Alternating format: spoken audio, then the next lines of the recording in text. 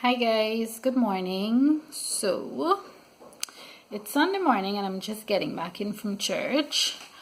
I'm here with another video for you. I really was hoping that I didn't have to touch on this. I really and truly didn't want to talk about it because it is so horrifying, and it reinforced some of what I said in my last video, where I talked about the way that the adults were behaving. I focused on the fact that the parents went into the school and had a fight, basically brutalized the teacher, and it happened on more than one occasion. And in my last video, I spoke about the fact that if this is what you're doing, what do you expect our young people and our children and our students to do?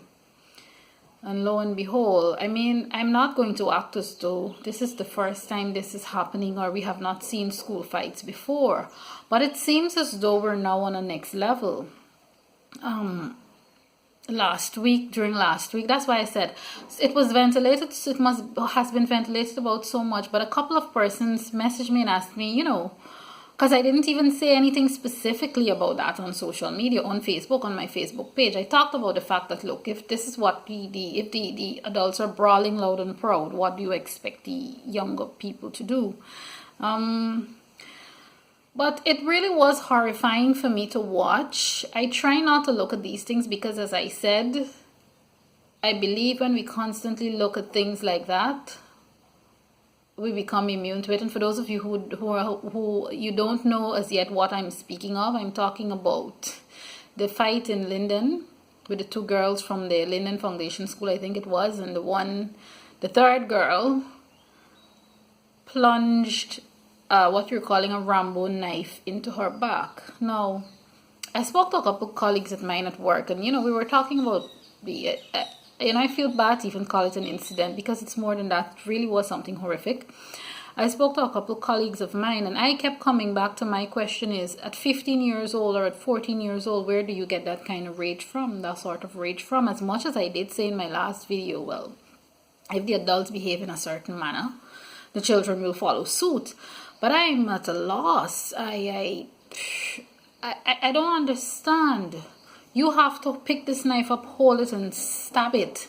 And imagine, the last update I got sometime yesterday is that the young lady was alive and, she was out of surgery and she was resting. I know there was some damage, but I understand no major organ was damaged by the knife.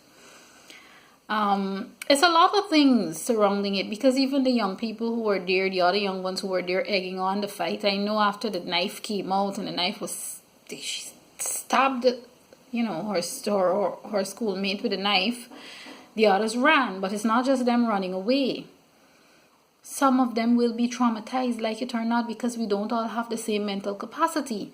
And you imagine you're a child coming home to you, and after a time, you start to see certain behavioral changes. Mind you, I'm no psychologist or psychiatrist, but you're going to start seeing certain behavioral changes. The child may be afraid to tell you, well, look, mommy or daddy, I was wrong when this fight happened and this knife was plunged. I think all of the parents from that school need to counsel those students, talk to them, find out who was wrong and who would not have been wrong. Those who were wrong when the knife was plunged into that child's back, I think they would be more affected, and they don't know how badly they will be affected, until a certain point in time in their lives they can't sleep, and people deal with trauma different ways. I'm learning that with the amount of medical television shows, because it can't, obviously it's TV, but it's for television, but they can't fake everything. So I watch all these different medical television shows, including especially Grey's Anatomy, and I know that trauma is real, and it's not only from watching television. You see people try to deal with trauma. Sometimes trauma destroys people because they never get the help for it. I want to say this though.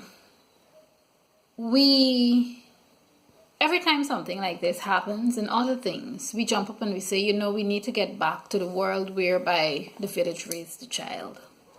This is going to sound very harsh, and I'm just coming from church, but I'm going to say it anyway because God understands. And even Christians and non-Christians understand where I'm coming from. I am sorry, parents, all of you out there. But the village that raised the child is dead. That village, those villages are not coming back. Life has changed. The world has evolved. So instead of us standing and preaching and saying, oh, we need to get back to the days when the village raised a child, it is not coming back. Because there's so many other demanding things in life. Now, we're not going to get back anytime soon to that period. I think all of us, those of us in my generation, even those younger than me, we may never see when the village that raised the child returns. So parents, don't expect anyone else to raise your children, whether intentionally or unintentionally. Don't even expect the teachers in school to raise your children. You have to instill the values in them from at home.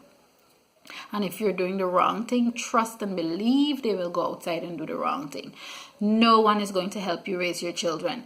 I remember this one time, of course, we all know Rihanna, the big celebrity, the musician and so on. She started, to some people it seemed as though she was going off the rails. And I had one friend who always said, listen, I am not going to blame Rihanna or any other celebrity for the lifestyle that they have. Remember, and I couldn't accept it then, because I said, look, you're an influential person in society, whether music, whether you're a journalist, whether you're a politician, whatever. Whether you're a religious figure, whatever, you're influential, and therefore you must act like it, and therefore you have to understand that you have young people you're influencing. That may be true, but I'm old enough now to understand. I'm older and I'm wiser enough now to understand that my colleague was right. Celebrities and these public officials and influential persons and personalities are not there to help you raise your child or your children. That is not their purpose.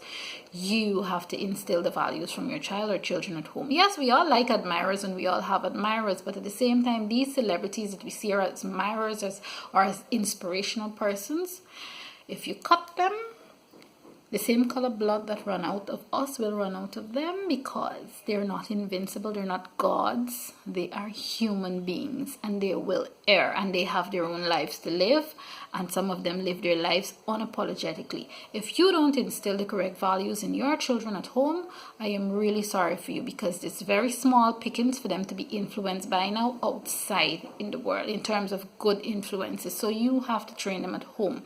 I said all that to say, stop saying, let us move away from this thing whereby we say, oh, we need to get back to when the village raised a child. Oh, we're not going back to when the village raised a child.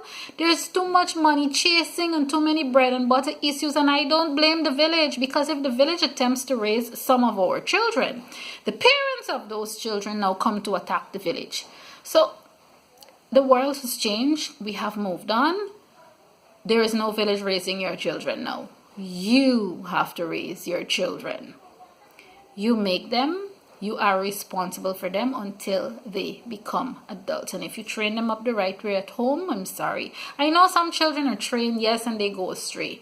But still, parents need to put everything in training and focusing their children.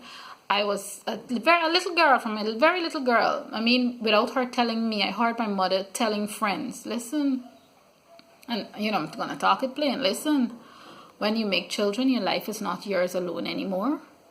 And I heard my mom said that from the time she started to make children. She understood that.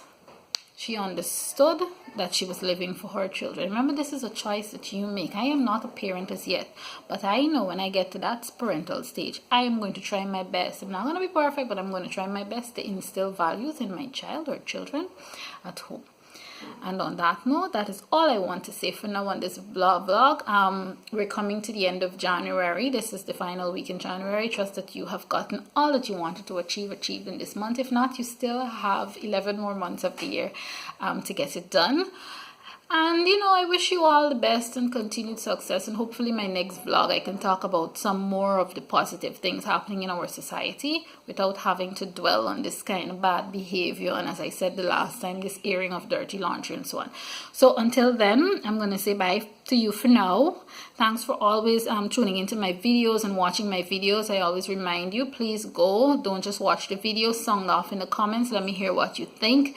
And please subscribe, share my videos, get your friends to subscribe. Those of you who are not on my Facebook page, go to my Facebook page. It's simple. You can find me easily. Just type in all three of my names, Malika Natasha Ramsey, and my page comes up. You can either add me as a friend or follow me. Also do the same thing on Instagram. Tata for now. Have a great Sunday and a productive week.